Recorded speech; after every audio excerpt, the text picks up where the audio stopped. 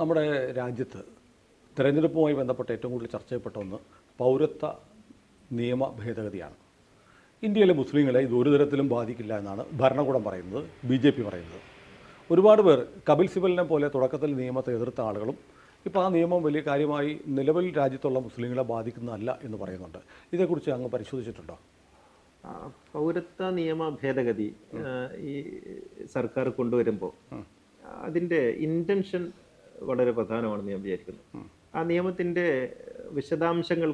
അപ്പുറത്ത് അവരുടെ ഇൻറ്റൻഷൻ എന്താണ്? ഇപ്പോൾ തന്നെ നോക്കൂ, നിങ്ങൾ ഈ തെരഞ്ഞെടുപ്പ് പ്രഖ്യാപിക്കുന്നതിൻ്റെ തൊട്ട് തലേന്ന് എന്നതുപോലെയാണ് ഇത് വീണ്ടും അമിത്ഷാ പുറത്തു കൊണ്ടുവന്നത്. CAA നിയമം പാസ്സാക്കി ചട്ടങ്ങൾ ഉണ്ടാക്കിയത്. അപ്പോൾ യഥാർത്ഥത്തിൽ ഇതൊരു പൊളിറ്റിക്കൽ സ്റ്റണ്ട്, ഒരു വാർത്തകളിൽ നിറഞ്ഞു നിൽക്കാൻ അല്ലെങ്കിൽ മറ്റേതെങ്കിലും വാർത്തകളെ തമസ്കരിക്കാനുള്ള ഒരു ടൂളായിട്ടാണ് പലപ്പോഴും ഇത് കൊണ്ടുവരുന്നതെന്ന് എനിക്ക് പലപ്പോഴും തോന്നിയിട്ടുണ്ട്. പിന്നെ CAA കുറിച്ച് ഞാൻ പഠിച്ചു നോക്കുമ്പോൾ ഇത് മറ്റ് പ്രതിപക്ഷ പാർട്ടികളൊക്കെ പറയുന്ന ആ അർത്ഥത്തിലുള്ള എന്തോ ഒരു ഭീകരമായ നിയമമാണെന്ന് എനിക്ക് തോന്നിയിട്ടില്ല. പക്ഷെ ഇവിടെ ഉള്ളൊരു പ്രശ്നം ഇതിൻ്റെ ആവശ്യം എന്തായിരുന്നു എന്നുള്ളതാണ്. മറ്റ് നാടുകളിൽ നിന്ന് വരുന്ന ഇരകളായിട്ടുള്ള ആളുകൾക്ക് പൗരത്വം കൊടുക്കുന്നതിന് അല്ലെങ്കിൽ അത് നടപടിക്രമങ്ങൾ എളുപ്പമാക്കുന്നതിനുള്ള ഒരു പൊതുവിജ്ഞാപനം എന്നുള്ളതിനപ്പുറത്ത് പ്രത്യേകമായി ചില മതങ്ങളെ കാറ്റഗറൈസ് ചെയ്യുകയും ചില മതങ്ങളെ ഒഴിവാക്കുകയും ചെയ്യുന്നിടത്ത് ബോധപൂർവമായ ഒരു വേർതിരിവ് ഉണ്ടാക്കാൻ ഇവർ ആഗ്രഹിക്കുന്നു എന്ന് സംശയിക്കുന്ന ചില നടപടികളൊക്കെ ഉണ്ട്. ഇത് നിലവിലുള്ള മുസ്ലിങ്ങളെ ബാധിക്കുന്ന ഒരു വിഷയമേ അല്ല. ഇന്ത്യയിൽ നിലവിലുള്ള മുസ്ലിങ്ങളെ ഈ നിയമം ബാധിക്കുന്നില്ല. പക്ഷേ അങ്ങനെ ഒരു പേര് ഈ പാകിസ്ഥാനിൽ നിന്ന് വരുന്ന ഹിന്ദു, ക്രിസ്ത്യൻ, സിഖ്, ജൈന, പാഴ്സി മതക്കാർക്ക് എന്ന് പറയേണ്ടതില്ല. പാകിസ്ഥാനിൽ നിന്ന് വരുന്ന ഒരു ഇന്ത്യയുടെ ശത്രുപക്ഷത്ത് നിൽക്കുന്ന രാഷ്ട്രത്തിൽ നിന്ന് അഭയം തേടി വരുന്ന അല്ലെങ്കിൽ മറ്റേതെങ്കിലും തരത്തിൽ വരുന്ന ആളുകൾക്ക് അവരുടെ അവസ്ഥ അനുസരിച്ച് അവരുടെ പൗരത്വം നിയമം എളുപ്പമാക്കി കൊടുക്കുക, ഇളവ് ചെയ്ത് കൊടുക്കുക. രസകരമായ ഒരു കഥ ഇതിനെ മറുപടിയായിട്ട് വന്നിട്ടുണ്ട്. ഉമ്മർ ജയഭാരതിയെ ബലാത്സംഗം ചെയ്യാൻ വേണ്ടി ഓടിക്കുന്നു. ജയഭാരതിക്ക് അഭയം കൊടുക്കുന്നു, ഉമ്മറിനെ പുറത്തു നിർത്തുന്നു. അതാണ് പൗരത്വ ഭേദഗതി നിയമം. അതല്ല, ജയഭാരതിയെ മാത്രമല്ല ഉമ്മറിനെ കൂടെ അഭയം കൊടുക്കുന്ന വീട്ടിലേക്ക് കയറ്റണം എന്നാണ് ഇതിനെ എതിർക്കുന്നവർ പറയുന്നത്. പക്ഷേ ന്യായം ആ കഥയും ഈ സംഭവവും തമ്മിൽ ഒരിക്കലും താരതമ്യം ചെയ്യാൻ കഴിയില്ല. കാരണം ഇവിടെ ഒരാൾ അക്രമിയും മറ്റൊരാൾ ഇരയുമാണ്. ഇവിടെ പാകിസ്ഥാനിൽ തന്നെ അഹമ്മദിയ ജമാഅത്ത്, അതായത് പിന്നെ കാദിയാനികൾ കടുത്ത വിവേചനത്തിന് ഇരയാകുന്ന മുസ്ലിങ്ങളാണ്. അവിടെയുള്ള ഷീകളിലെ ചില വിഭാഗങ്ങൾ കടുത്ത വിവേചനത്തിന് ഇരയാകുന്നുണ്ട്. അതുപോലെ അവിടെ പരിഷ്കരണങ്ങൾക്ക് വേണ്ടി പ്രവർത്തിക്കുന്നവർ, ബംഗ്ലാദേശിൽ ഇപ്പൊ തസ്ലിമ നസ്രീൻ ഉദാഹരണം. തസ്ലിമ നസ്രീന്റെ എല്ലാ നിലപാടുകളോടും എനിക്ക് യോജിപ്പില്ല. പക്ഷെ തസ്ലിമ നസ്രീൻ ഒരു മുസ്ലിം നാമധാരിയാണ്. അവരോട് കടുത്ത വിവേചനം അവർക്ക് നമ്മൾ പൗരത്വം കൊടുക്കാന്ന് പറഞ്ഞു, അവർക്ക് വേണ്ടെന്ന് പറഞ്ഞാണ്. അല്ല, അവർക്ക് കൊടുക്കാന്ന് പറഞ്ഞു. ഞാൻ പറയുന്നത് അങ്ങനെയുള്ള തസ്ലിമ നസ്രീനെ പോലുള്ള ആളുകൾ ഇനിയും ഉണ്ടാവാലോ. അല്ല, അങ്ങനെയുള്ളവർക്ക് പൗരത്വം കൊടുക്കാൻ നിലവിൽ നിയമമുണ്ട്. പക്ഷേ നിലവിലുള്ള നിയമപ്രകാരം തന്നെ ചെയ്യാൻ കഴിയും. അതിനകത്ത് ഇവിടെ എനിക്ക് അങ്ങയോട് തർക്കിക്കുകയല്ല. എങ്കിൽ പോലും എനിക്ക് ശ്രദ്ധയപ്പെടുത്താനുള്ള കാരണം ഞാൻ മനസ്സിലാക്കിയത്, കാരണം ഇത് അന്യരാജ്യം എന്നുള്ളതല്ല ഇതിൻ്റെ ഒരു ക്രൈറ്റീരിയ. ഒരു കാലത്ത് ഇന്ത്യയുടെ ഭാഗമായിരുന്ന വിഭജനത്തിൻ്റെ മുറിവുകൾ പേർന്ന ആളുകൾ, വിഭജിക്കപ്പെട്ട് അവിടെ ആയിപ്പോയ ഒരുപാട് ആളുകൾ. അപ്പോൾ എൻ്റെ ഒരു സുഹൃത്തുണ്ട്, നമുക്ക് രണ്ടുപേർക്കും അറിയാവുന്ന നമ്മുടെ AK നായർ ഉണ്ടല്ലോ, അദ്ദേഹത്തിൻ്റെ പാർട്ട്ണർ വിനോദ് സബർവാൾ, അദ്ദേഹം ലാഹോറിലായിരുന്നു. അദ്ദേഹത്തിൻ്റെ പിതാവ് അവിടുത്തെ 20 ഗ്രാമങ്ങളുടെ ജമീന്ദാറായിരുന്നു. വിഭജന ശേഷം എന്തു പറ്റി? അദ്ദേഹം പാകിസ്ഥാനിലായിപ്പോയി. അപ്പോൾ ഹിന്ദു ആയതുകൊണ്ട് അക്രമകാരികൾ വന്ന് ഇദ്ദേഹത്തിൻ്റെ കുടുംബത്തെ കൊള്ളയടിച്ചപ്പോൾ ഇവരെല്ലാവരും കൂടെ പ്രാണരക്ഷാർത്ഥം ഓടിപ്പോന്നു. വലിയ 20 ഗ്രാമങ്ങളുടെ ജമീന്ദാറായിരുന്ന ഇദ്ദേഹം 4-5 സഞ്ചികളുമായിട്ടാണ് തിരിച്ചു വന്നത്. പഞ്ചാബിൽ വന്ന് അമൃത്സറിലെ ഫുട്പാത്തിൽ ചെരുപ്പ് കച്ചവടം നടത്തി. എന്നിട്ടാണ് പിന്നീട് അവരൊരു വ്യവസായ ലോകം കെട്ടിപ്പടുത്തത്. അപ്പോൾ ഇങ്ങനെ ആക്കപ്പെട്ട് ഓടിപ്പോകുന്ന ഒരുപാട് ആളുകളുണ്ട്. പിന്നെ വിഭജനത്തിൻ്റെ മുറിവുകൾ ഇന്നും വടക്കേ ഇന്ത്യയിൽ ഉണങ്ങിയിട്ടില്ല, മുറിവുകൾ ഉണങ്ങിയിട്ടില്ല ഇപ്പോഴും. അതാണ് അവിടെ ഇന്ത്യൻ യൂണിയൻ ലീഗിൻ്റെ കൊടി കാണുമ്പോൾ പോലും അത് പാകിസ്ഥാൻ്റെ കൊടിയായിട്ട് പഴയ ലീഗിനെ ഓർമ്മിക്കുന്ന രാഹുൽ ഗാന്ധി കൊടി പോലും ഇപ്പോൾ കാണിക്കുന്നില്ല. അപ്പോൾ ഇങ്ങനെ ഒരു പശ്ചാത്തലം നോർത്ത് ഇന്ത്യയിലുണ്ട്. അപ്പോൾ അവിടെ ആയിപ്പോയി. മാത്രമല്ല, ഈ സമയത്ത് വിഭജന സമയത്തുള്ള ഡെമോഗ്രാഫി എന്ന് പറയുന്നത് അവിടെ ഹിന്ദുക്കൾ 23% ഉണ്ടായിരുന്നു, ഇപ്പോൾ 3%. അപ്പോൾ അവിടെ ഇരകളാക്കപ്പെടുന്നുണ്ട്, ഹിന്ദുക്കളുടെ എണ്ണം കുറയുന്നുണ്ട്, ക്രിസ്ത്യാനികളുടെ കുറയുന്നുണ്ട്, എല്ലാവരുടെയും കുറയുന്നുണ്ട്. അപ്പോൾ സ്വാഭാവികമായി വിഭജനത്തിൻ്റെ ഭാഗമായി മുറിച്ചു മാറ്റപ്പെട്ട രാജ്യത്ത് പ്രോസിക്യൂഷൻ ഇരയാവുന്ന ആളുകളെ മാത്രം, പിന്നെ ഞങ്ങൾക്ക് വേറൊരു രാജ്യം വേണം എന്ന് പറഞ്ഞു പോയവരെ ആ രാജ്യം അവർ ഓപ്റ്റ് ചെയ്താണ്. അവിടെ വൈഷമ്യങ്ങളുണ്ടെങ്കിൽ അത് അവരുടെ ഓപ്ഷൻ്റെ ഭാഗമാണ്. അതിനെ ക്യൂർ ചെയ്യേണ്ട ബാധ്യത ഇന്ത്യക്കില്ല. ഇതാണ് ന്യായവാദം. പക്ഷേ ഇവിടെ തീർച്ചയായിട്ടും പാകിസ്ഥാൻ എന്ന് പറയുന്നത് ഒരുപക്ഷെ ഇന്ന് ലോകത്തിൽ തന്നെ ഏറ്റവും ദൈന്യതയാർന്ന ഒരു പ്രശ്നങ്ങളാൽ മുഖരിതമായ ഒരു രാഷ്ട്രങ്ങൾ. പ്രധാനമന്ത്രി ഇന്നലെ പറഞ്ഞു, ആതങ്കവാദം കയറ്റി അയച്ചവർ ഇന്ന് ആട്ടയ്ക്ക് വേണ്ടി വിലപിക്കുകയാണ്. ഭീകരവാദം കയറ്റി അയച്ചവർ ഇന്ന് ഒരു ചാക്ക് ആട്ടയ്ക്ക് വേണ്ടി കരയുകയാണെന്ന് നമ്മുടെ പ്രധാനമന്ത്രി ഇന്നലെ പ്രസംഗിച്ചു. തീർച്ചയായിട്ടും പാകിസ്ഥാനിനെ കുറിച്ച് നമുക്ക് ഓർക്കുമ്പോൾ വലിയ സങ്കടമുണ്ട്. കാരണം ഒരു രാജ്യം എന്നുള്ള നിലക്ക് മാത്രമല്ല, ഒരു പ്രദേശം എന്നുള്ള നിലക്ക് പോലും ആ ജനങ്ങൾക്ക് ഒരു സുരക്ഷിതത്വം നൽകാൻ അവിടുത്തെ ഭരണകൂടങ്ങൾക്ക് സാധിക്കുന്നില്ല. അതുകൊണ്ട് അവിടുത്തെ മുഴുവൻ ജനങ്ങളെയും സ്വീകരിക്കണമെന്നുള്ളത് ഇന്ത്യയുടെ ബാധ്യതയല്ല, ഒരിക്കലുമല്ല. പക്ഷേ ഇവിടെയുള്ള ഒരു വിഷയം, ഈ CAA കൊണ്ടുവരുമ്പോൾ, ഈ CAA നിയമം കൊണ്ടുവരുമ്പോൾ ഇവിടെ മുസ്ലിങ്ങൾക്ക് ഈ രാമജന്മഭൂമി പ്രശ്നത്തിലാകട്ടെ മറ്റ് പല പ്രശ്നങ്ങളിൽ ഒരു ആശങ്കയിലോ അല്ലെങ്കിൽ ഭരണകൂടത്തിനോടുള്ള വിശ്വാസ്യത തകർന്നോ ജീവിക്കുന്ന മുസ്ലിങ്ങൾക്ക് ആ മുസ്ലിങ്ങളുടെ ആശങ്കകൾക്ക് അടിസ്ഥാനമില്ല, ഇത് ഇങ്ങനെയാണ് എന്ന് വളരെ കൃത്യമായി ബോധ്യപ്പെടുത്താനുള്ള ബാധ്യത ഗവൺമെന്റിനില്ലേ? അത് ശരിയാണ്. ഒരു പക്ഷേ ഈ കേരളത്തിൽ പോലും ഇപ്പം നമ്മുടെ മലപ്പുറത്തെ ലീഗിന്റെ സ്ഥാനാർത്ഥി ഇന്ത്യയുടെ സ്ഥാനാർത്ഥി BJP ഇന്ത്യ, എനിക്ക് ഞാൻ മനസ്സിലാക്കുന്നത് ഇതുവരെ പ്രഖ്യാപിച്ച ഇന്ത്യയിലെ ഏക മുസ്ലിം സ്ഥാനാർത്ഥിയാണ് വൈസ് ചാൻസലറൊക്കെ ആയിരുന്ന അബ്ദുൽ സലാം. എൻ്റെ സുഹൃത്ത് കൂടിയാണ്. അദ്ദേഹം കഴിഞ്ഞ ദിവസം പറഞ്ഞു, CAA കുറിച്ച് പാർട്ടി വേണ്ട തരത്തിൽ വിശദീകരിക്കുന്നില്ല, ഇത് ഇന്ത്യയിലെ മുസ്ലിങ്ങൾക്ക് ഒരു ദോഷവും ചെയ്യാത്തതാണ്, ഇതുപോലും പറയാത്തത് കൊണ്ട് അതിൻ്റെ ചൂടിൽ ഞാൻ പൊള്ളുകയാണെന്ന് അദ്ദേഹം വളരെ ഹൃദയവേദനയോടെ പറഞ്ഞു. ഇവിടെ BJP ഇത് വിശദീകരിക്കുന്നതോടുകൂടി BJPക്ക് ഒരു വലിയ നഷ്ടം സംഭവിക്കാനുള്ളത്, അല്ലെങ്കിൽ BJPക്ക് ഒരു കുറവ് വരാനുള്ളത്, ഈ വർഗീയതയിൽ അഭിരമിച്ച്, ആ വർഗീയത എന്ന വികാരത്തിൽ അഭിരമിച്ച് മുന്നോട്ട് പോകുന്ന ഏതാനും ചില ഗ്രൂപ്പുകളെയെങ്കിലും അത് നിരാശപ്പെടുത്തും. മുസ്ലിങ്ങൾക്ക് പ്രശ്നമൊന്നും ഉണ്ടാവില്ല എന്ന് സത്യസന്ധമായി പറയുമ്പോൾ നിരാശപ്പെടുത്തും. അങ്ങനെ ഒരു നിരാശപ്പെടുത്തി അവരുടെ ആവേശം കെടുത്തി കളയാൻ BJP ആഗ്രഹിക്കുന്നില്ല എന്നുള്ളത് കൊണ്ടാണത്.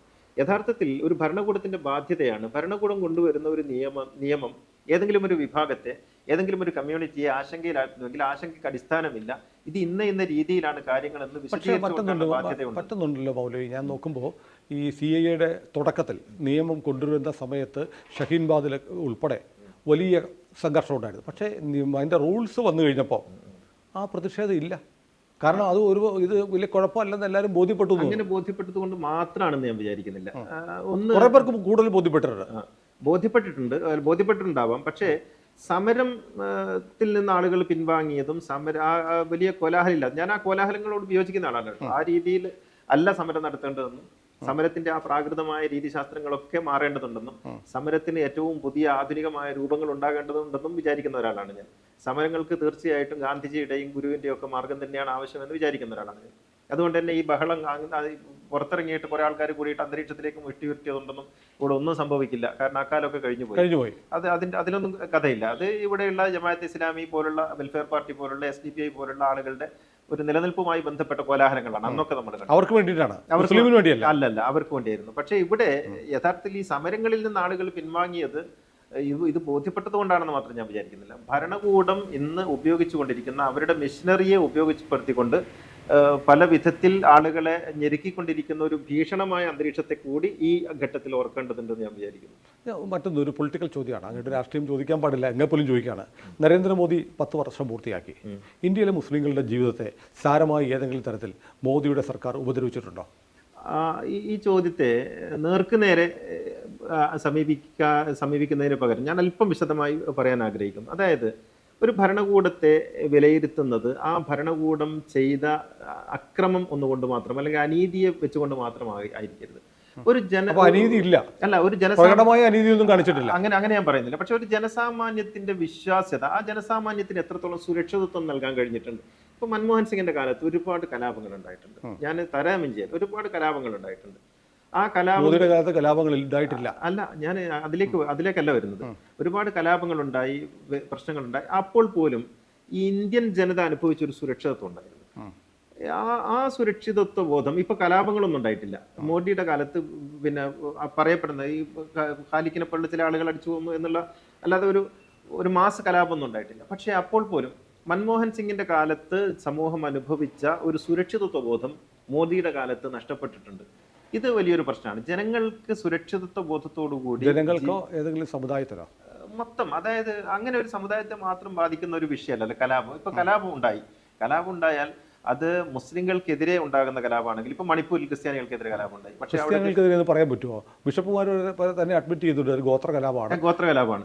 ഇനി മാത്രമല്ല അതിന് ചരിത്രപരമായിട്ട് ഒരുപാട് ഗോത്ര കലാപം എക്കാലത്തും ഉണ്ടായിരുന്നു. മോദിക്ക് മുമ്പും ഇന്ദിരാഗാന്ധിയുടെ കാലം മുതലുണ്ടായിരുന്നു. ഇന്ദിരയുടെ കാലത്താണ് 64-ലോ 68-ലോ മറ്റോ നാഗാലാൻഡിലെ ഈ കലാപം ഒതുക്കാൻ ഇന്ത്യൻ എയർഫോഴ്സിൽ ഉപയോഗിച്ചിട്ടുണ്ടായിരുന്നു. ഞാൻ ഓർക്കുന്നുണ്ട്, ഞാൻ വായിച്ചിട്ടുണ്ട്.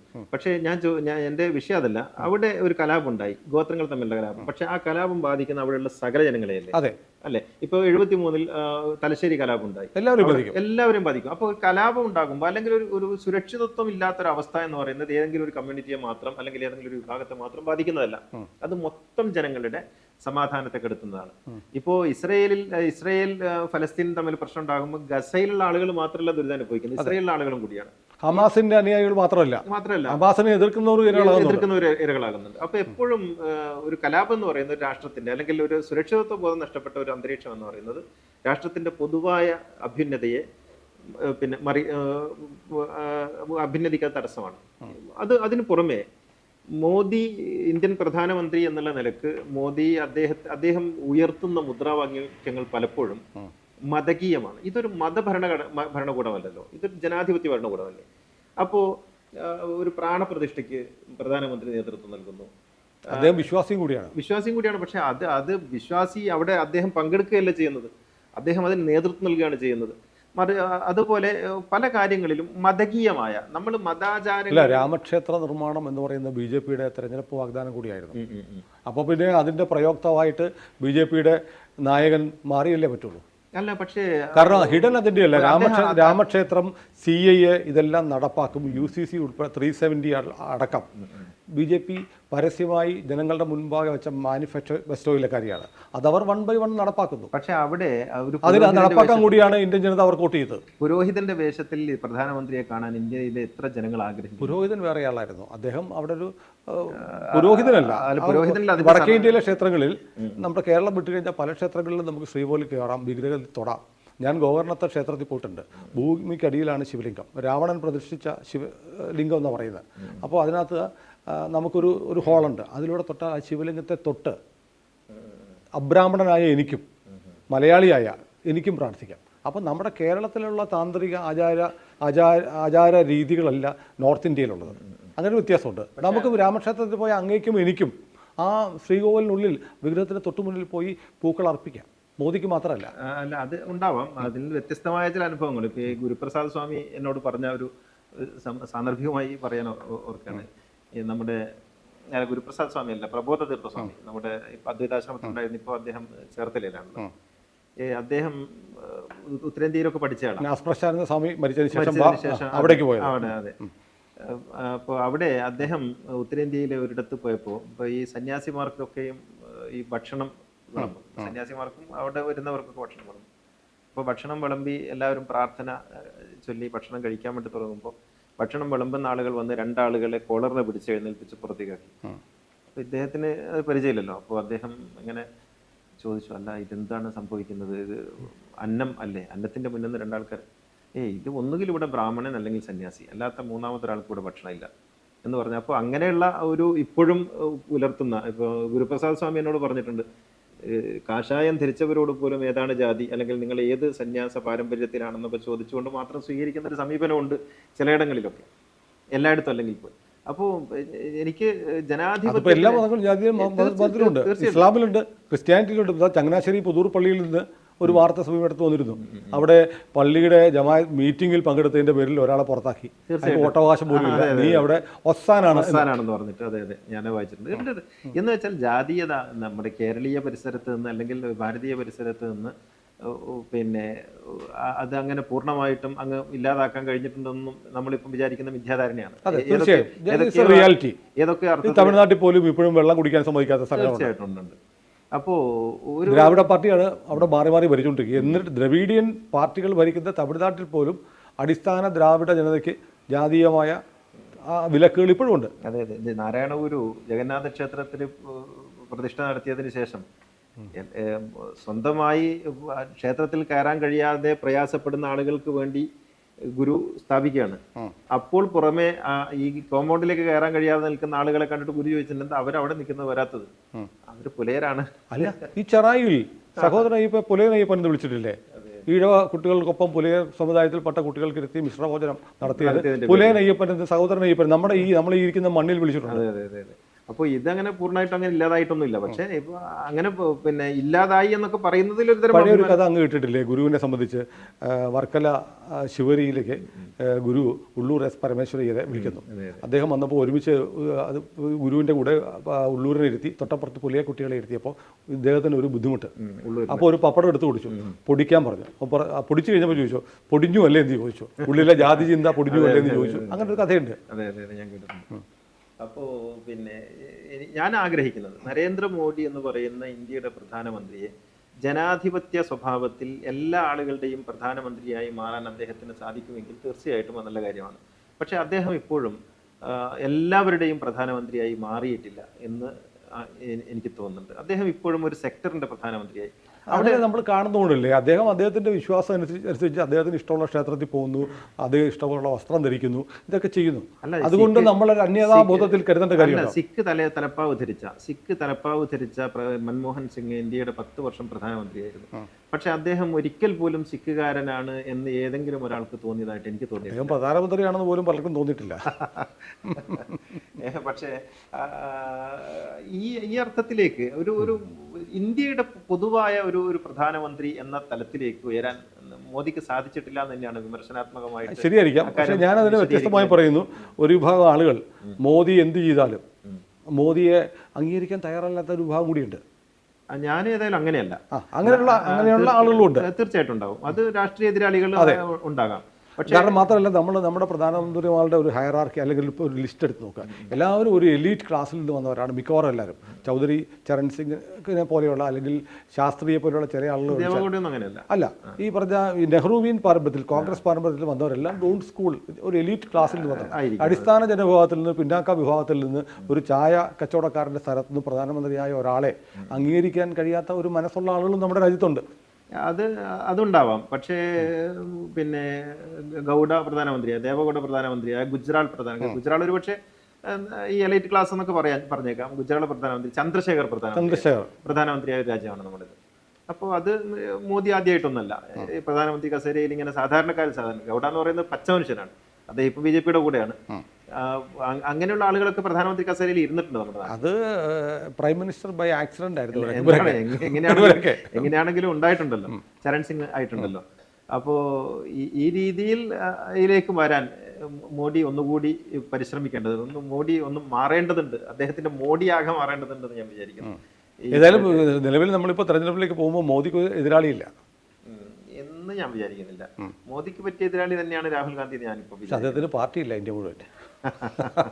ഇന്ത്യയിലുള്ളടത്ത് അദ്ദേഹത്തിൻ്റെ പാർട്ടിയില്ല. മറ്റു പല സംസ്ഥാനങ്ങളിലും ഇന്ത്യയുടെ ഭാഗതയെ നിർണ്ണയിക്കുന്ന UP-യിലും ബീഹാറിലും അല്ലെങ്കിൽ മധ്യപ്രദേശിലും രാജസ്ഥാനിലും ഒക്കെ മറ്റു പാർട്ടികളുടെ ദയാവായ്പിൽ കഴിയും. എന്തിനും ദില്ലിയിൽ പോലും ആം ആദ്മി പാർട്ടി എറിഞ്ഞു കൊടുത്ത 3 സീറ്റിലാണ് കോൺഗ്രസ് മത്സരിക്കുന്നത്. പക്ഷേ ഒരു എല്ലാ ഭാഗത്തും ചങ്ങലകളാൽ വരിഞ്ഞു മുറുക്കപ്പെട്ട അവരുടെ ഫണ്ട് അടക്കം പിന്നെ ബാൻ ചെയ്ത്, ബാങ്ക് അക്കൗണ്ട് ബാൻ ചെയ്ത്, എന്തിനായിരുന്നു?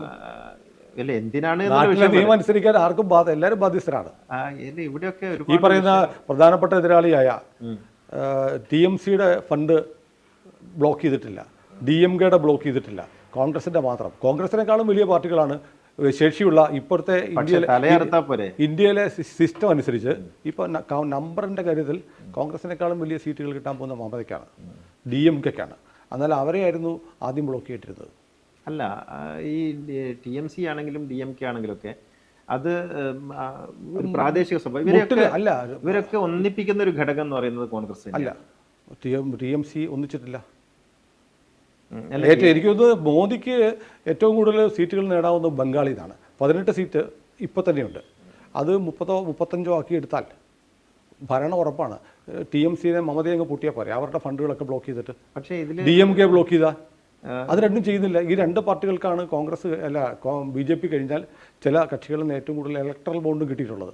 അവരെ അങ്ങ് ബ്ലോക്ക് ചെയ്യായിരുന്നു. അപ്പോൾ രാഷ്ട്രീയം മാത്രമല്ല, ഇവിടെ ഉള്ള ഒരു സംഗതി സത്യസന്ധമായ ഒരു നീക്കമാണ് ED രാഹുലിൻ്റെയും അല്ലെങ്കിൽ ആം ആദ്മി പാർട്ടിയുടെയും കാര്യത്തിൽ എടുക്കുന്നതെന്ന് അങ്ങനെയൊക്കെ വിശ്വസിക്കാൻ നമുക്ക് പ്രയാസം. കോടതികൾ പറഞ്ഞു പ്രൈമാ ഫേസി കേസുണ്ടല്ലോ. കോടതി എന്ന് പറയുന്നത്, കോടതി പ്രാഥമികമായ ഒരു കേസ് ഫയൽ ചെയ്താൽ ആ കേസിൻ്റെ കൂടെ നിൽക്കുക എന്നുള്ളതാണ് കോടതികൾക്ക് ചെയ്യാനുള്ളത്. കാരണം അന്വേഷണ ഏജൻസികൾക്ക് തുറന്നു കൊടുക്കുക, അല്ലാതെ കോടതി ഇടപെട്ട് ആദ്യം തന്നെ ജാമ്യം കൊടുക്കുകയോ അല്ലെങ്കിൽ അന്വേഷണ ഏജൻസികൾക്കൊന്നും ചെയ്യാൻ കഴിയില്ല. അപ്പോൾ കോടതികളുടെ പ്രാഥമികമായിട്ടുള്ള ഏറ്റവും പ്രാഥമികമായിട്ടുള്ള നിലപാടുകൾ നോക്കിയിട്ട് വിധിവസ്ത അല്ലെങ്കിൽ ഒരു കാര്യത്തിൽ തീരുമാനമെടുക്കാൻ നമുക്ക് കഴിയില്ല. പക്ഷേ പലപ്പോഴും ഗവൺമെൻറ്റിൻ്റെ നിലപാടുകളെ ഒരു നിരീക്ഷിക്കുന്ന ഒരു വ്യക്തി എന്നുള്ള നിലക്ക് എനിക്ക് തോന്നുന്നു അത്രമേൽ സത്യസന്ധമായിട്ടല്ല ഈ കാര്യങ്ങളൊന്നും ചെയ്യുന്നത്. ഇതിലൊക്കെ എന്തൊക്കെയോ ചില കൃത്യമായ ഒരു ഇപ്പം പുടിൻ ചെയ്യുന്നത് പോലെ, ചൈനയിൽ ചെയ്യുന്നത് പോലെ ഒരു എതിരാളികളില്ലാത്ത തീർച്ചയായും ഉണ്ടാവാം. ഒരു ഭരണകൂടം ഇപ്പൊ കേരളത്തിൽ പോലും പിണറായി വിജയൻ തീർച്ചയായിട്ടും അവർക്കെതിരെ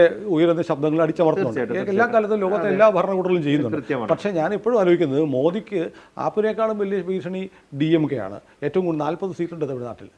അത്ര തന്നെ സീറ്റുകളുണ്ട് ബംഗാളിൽ. അവിടെ മമതയും DMK ബ്ലോക്ക് ചെയ്താൽ 80 സീറ്റുകൾ ഈ അനായാസം നേടായിരുന്നു. ഇവരെ രണ്ടുപേരെയും വേണം പിടിച്ച് ജയിലിടാൻ ED ഉപയോഗിച്ചു തന്നെ. ശാരദാ ചിട്ടി ഫണ്ടിൻ്റെ കേസ് മമതയ്ക്കെതിരെ ഉണ്ട് ബംഗാളിൽ, അതങ്ങ് കിടക്കുകയാണ്. അപ്പോൾ അതൊക്കെ ഉപയോഗിച്ച് അവരെ ലോക്ക് ചെയ്താൽ ആപ്പിനേക്കാളും വലിയ ഒരു ആപത്ത് ശങ്ക ഒഴിഞ്ഞു കിട്ടും. പക്ഷേ അങ്ങ് ചെയ്യാത്തതിനെ കുറിച്ച് ചിന്തിക്കുന്നു, ഞാൻ ചെയ്തതിനെ കുറിച്ച് ചിന്തിക്കുന്നു. അപ്പോൾ അതുകൊണ്ട് ഞാൻ പറയുന്നത് അതൊരു പാരിറ്റി ഭീഷണി ആയതുകൊണ്ടല്ല. ഭീഷണിയാണെങ്കിൽ ആദ്യമേ ഒതുക്കേണ്ടിയിരുന്നത് DMKയും TMCയും ആയിരുന്നു എന്നാണ് ഒരു രാഷ്ട്രീയ വിദ്യാർത്ഥി എന്ന നിലയിൽ എൻ്റെ ഒരു കാഴ്ചപ്പാട്. അങ്ങനെ ഒരു നിർദോഷമായിട്ടുള്ള ഒരു നീക്കമാണ് ഈ ഗവൺമെന്റ് നടത്തുന്നത്. EDയെ ഒട്ടും അവർ ഉപയോഗപ്പെടുത്തുന്നില്ല എന്ന് അങ്ങേക്ക് വിശ്വസിക്കാൻ കഴിയുന്നുണ്ടോ? അതും അതിൻ്റെ ഡാറ്റ നോക്കിയിരുന്നു. ഇന്ത്യയിൽ 5500ഓളം കേസുകൾ ED രജിസ്റ്റർ ചെയ്തിട്ടുണ്ട്. 50 കേസുകളേ ഉള്ളൂ രാഷ്ട്രീയക്കാർക്കെതിരെ. അല്ല, അത് മാത്രമല്ല കഴിഞ്ഞ 10 വർഷത്തിനിടയിൽ 10 വർഷത്തിന് മുമ്പ് ED ആകെ പിടിച്ചെടുത്ത കള്ളപ്പണം 5000 കോടിയായിരുന്നു. കഴിഞ്ഞ 10 വർഷത്തിനിടയിൽ ED പിടിച്ചെടുത്ത 1 ലക്ഷം കോടി രൂപയാണ്. അല്ല, ഇവിടെ BJPയുടെ ഭാഗമായിട്ട് നമുക്കിപ്പോൾ രാഷ്ട്രീയം പറയുകയാണെങ്കിൽ BJPയുടെ ഭാഗമാകുന്ന വലിയ തെറ്റ് ചെയ്ത അല്ലെങ്കിൽ അതെ തീർച്ചയായും ന്യായമായ ചോദ്യം, എന്തുകൊണ്ട് BJPക്കാർക്കെതിരെ നടപടി എടുക്കുന്നില്ല? ഈ ചോദ്യം എടുക്കുന്ന ആരെങ്കിലും BJPയുടെ അമിത്ഷാ അല്ലെങ്കിൽ X or Y ഇന്നാൾ അഴിമതിക്കാരനാണ് എന്ന് പറഞ്ഞിട്ട് EDക്ക് ഒരു പരാതി കൊടുക്കാമല്ലോ. ആരും ചെയ്യുന്നില്ലല്ലോ. അല്ല, ഈ നിലവിൽ ഇതെല്ലാം ED വരുന്ന എല്ലാം പരാതികളുടെ നിലവിൽ ഈ ഒരു കേസുള്ള ഒരാൾ BJPയുടെ ഭാഗമായി തീരുമ്പോൾ അയാളുടെ കേസ് അങ്ങ് സ്പോയിലായി പോകുന്നുണ്ട്. അല്ല, അത് നമുക്ക് ചലഞ്ച് ചെയ്യാൻ അവകാശമുണ്ടല്ലോ. അതെന്താ കോടതി ചലഞ്ച് ചെയ്യാം? അതൊരു കൃത്യമായ നിലപാടാണെന്ന് എനിക്ക് തോന്നുന്നില്ല. ചാലഞ്ച് ചെയ്യും, അതായത് നിങ്ങൾ എന്തുകൊണ്ട് പരാതിപ്പെടുന്നില്ല എന്നല്ല, ഈ നിലവിൽ ഇതിനകത്ത് ഡിസ്ക്രിമിനേഷൻ ഉണ്ട് എന്ന് പറയുന്നവർ ഇപ്പൊ നമ്മൾ നോക്കൂ, EVM-നെ കുറിച്ച് പരാതി പറയുന്ന ആളുണ്ട്. സുപ്രീം കോടതി കഴിഞ്ഞ ദിവസമൊക്കെ EVM പരാതി കുറിച്ചുള്ള പരാതിയിൽ വലിയ കഴമ്പുണ്ടെന്ന് അല്ല. മാത്രമല്ല EVM-നെ കുറിച്ച് പരാതി പറയുന്ന ഈ ആളുകൾ ആരും ഒരു പാർട്ടിയും അവരുടെ മാനിഫെസ്റ്റോയിൽ ഞങ്ങൾ അധികാരത്തിൽ വന്നാൽ EVM ഒഴിവാക്കുമെന്ന് പറയുന്നില്ല. അല്ല, EVM-ൽ ഉള്ള പരാതി മാത്രം. ഈ EVM എന്ന് പറയുന്നത് വളരെ റാൻഡമായിട്ട് ഇത് ഓരോ സ്ഥലത്തെയും സ്ഥാനാർത്ഥികളുടെ ചിഹ്നം അവരുടെ അൽഫാബറ്റിക് ഓർഡറിലാണല്ലോ വരുന്നത്. അപ്പം താമര വരുന്ന താഴെ ആയിരിക്കാം, മേലെ ആയിരിക്കാം, മധ്യത്തിലായിരിക്കാം. ഒന്നും ചെയ്യാൻ കഴിയില്ല. ഇവിടെ കുത്തിയാൽ അവിടെ തെളിയണം എന്നൊക്കെ പറയണമെങ്കിൽ പിന്നെ എല്ലാവരിലും കുത്തിയാൽ താമര തെളിയണം. അത് പ്രായോഗികമല്ല. EVM-ൽ അല്ല, ഞാൻ പറഞ്ഞു ഇതൊക്കെ ഓരോ പ്രചാരണങ്ങളുടെ ഭാഗമാണ്. അങ്ങ് പറഞ്ഞ നമ്മുടെ വിഷയത്തിലേക്ക് നമ്മൾ തിരിച്ചു വരുമ്പോൾ CAA എന്ന് പറയുന്നത് നിലവിലുള്ള ഇന്ത്യൻ മുസ്ലിങ്ങളെ ബാധിക്കുന്നതല്ല. അതിനകത്ത് ആശങ്കകളുണ്ടെങ്കിൽ അത് ദൂരീകരിക്കുന്ന കാര്യത്തിൽ സർക്കാരും BJPയും പരാജയപ്പെട്ടു. തീർച്ചയായിട്ടും അത് പരാജയപ്പെട്ടു എന്നല്ല, അവരങ്ങനെ വിശദീകരിക്കുന്നതിൽ മുസ്ലിങ്ങളെ സാന്ത്വനിപ്പിക്കുക, അങ്ങനെ ഒരു പ്രശ്നമില്ല എന്ന് പറഞ്ഞ് ഇത് വർഗീയരഹിതമായ ഒരു തീരുമാനമാണ് എന്ന് പരസ്യമായി പറയുന്നിടത്ത് തികഞ്ഞ പരാജയമാണെന്ന് മാത്രമല്ല, അതിന് അവർ തയ്യാറല്ല, ഒരു ധിക്കാരപൂർവ്വം തയ്യാറാകാത്തൊരു നിലപാട് സ്വീകരിക്കുന്നത് അത് സംശയാസ്പദമാണ്. അതെ അത് ഇപ്പോൾ അതിൻ്റെ ആ ചോദ്യം നമുക്ക് പ്രേക്ഷകർക്കും BJPക്കാർക്കും വിട്ടുകൊടുക്കാം. തീർച്ചയായിട്ടും കൂടുതൽ വാർത്തകളും വിശേഷങ്ങളും നിങ്ങളിലേക്ക് എത്താൻ ABC മലയാളം സബ്സ്ക്രൈബ് ചെയ്യുക, ബെൽ ബട്ടണും അമർത്തുക.